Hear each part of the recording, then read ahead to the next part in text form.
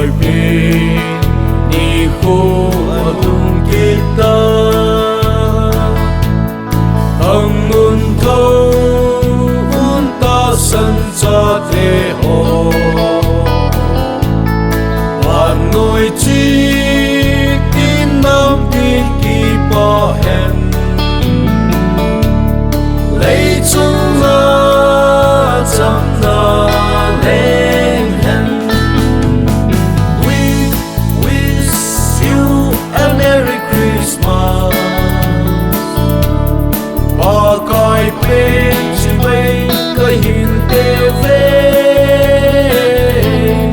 joy to the world the Lord has come.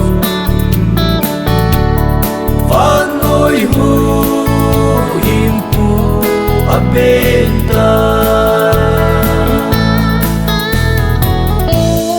lung sung dâu si ki pa nan lo hen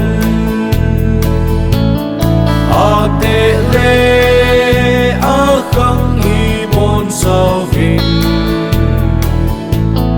lim che u te cham na lên ba ka ei ho dia hung ping a hi. We wish you a Merry Christmas. Và coi bên chỉ bay cái hình tê về